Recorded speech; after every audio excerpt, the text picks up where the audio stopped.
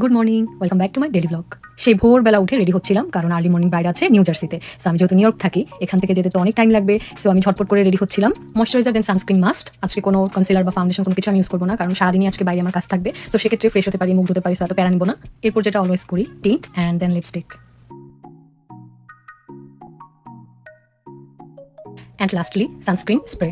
এটা আমার ব্যাগে নিয়ে নিব, এটা ক্যারি করবো। খুব ভোরে যেহেতু বের হচ্ছি, মা কখনই না খেয়ে বের হতে দেয় না। গরম গরম ডাল ভাত, আর এটা ছিল ডালের বড়া। এক প্রকার জোর করেই খাইয়ে দিচ্ছিল, কারণ এত সকালে খেতে ইচ্ছে করছিল না। এই তো আলহামদুলিল্লাহ রওনা দিয়ে দিলাম, আর সূর্য উঠে গেছে। এনিওয়েজ, আমার যে কি যে ঘুম পাচ্ছিল, একদম চোখ খুলে তাকাতেই পারছিলাম না। পৌঁছতে প্রায় 2 ঘন্টার মতো লেগেছে। চলে এসেছি আমি কমিউনিটি সেন্টারে, এখানে আর কি ব্রাইডকে সাজাবো।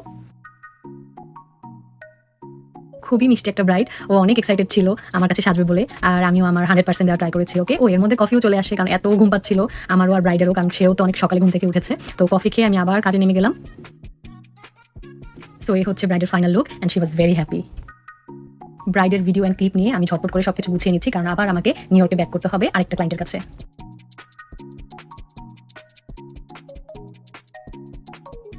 আমি আবার একটু SPF যে স্প্রেটা ওটা ইউজ করছিলাম। এই তো এর মধ্যে চলে আসছি ব্রাইডের বাসায়। নিউ ইয়র্কের ওয়েদারের কথা কি বলবো, এই বৃষ্টি এই রোদ। আর ইনি হচ্ছেন আরেকটি মিষ্টি মেয়ে, ওর আজকে হলুদ। ওর প্রতিটা প্রোগ্রামের জন্যই আমাকে বুক করে। সো আজকে হচ্ছে first day.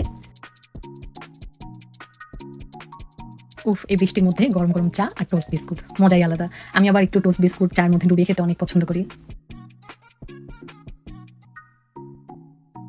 And hair is the final look. কি মিষ্টি লাগছিল দেখতে।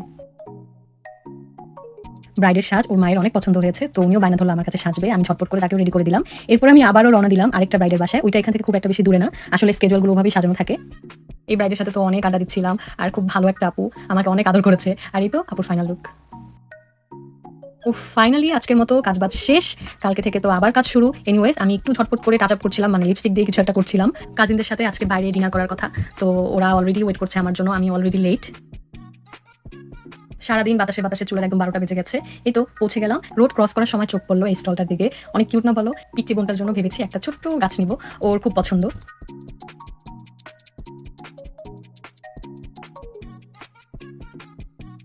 এই তো ওরা ওয়েট করছিল আমার জন্য, তো ওর জন্যই আসলে গিফটটা কেনা, আর ওর অনেক ভালো লেগেছে।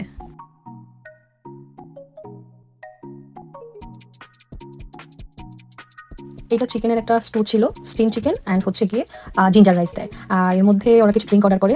অ্যাকচুয়ালি এখানে আমার ফার্স্ট টাইম আসা, সো এক্সপিরিয়েন্স অনেক ভালো ছিল। অ্যান্ড ড্রিঙ্কগুলো আমি ওদের থেকেই হচ্ছে আমি ট্রাই করছিলাম, মানে 4 ধরনের ফ্লেভার নিয়েছি। এর মধ্যে আমাদের স্টিম চিকেনও চলে আসে, সস আর সাথে চিলি মিলিয়ে নিই। আর দেখতে যতটা নেই সাদামাটা, কিন্তু খেতে অনেক অনেক মজার ছিল। অ্যান্ড আমার এক্সপেকটেশন এত বেশি ছিল না। আর এটা হচ্ছে স্টিম চিকেনের এই স্টুটা, এটাও খুবই ফ্লেভারফুল ছিল।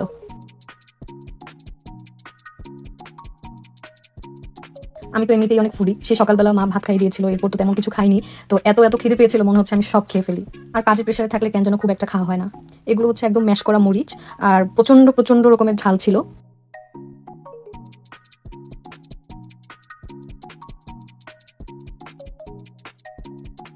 খাওয়া দাওয়া শেষ, এখন বাসার দিকে যাচ্ছি, ওরা আমাদেরকে ড্রপ করে দিবে। আর এত এত টায়ার্ড লাগছিল, ফোনেও চার্জ নাই, মানে সারাদিন কাজ বাজ শেষে খুবই খারাপ অবস্থা। ইনশাল্লাহ আবার দেখা হবে। আল্লাহ হাফেজ।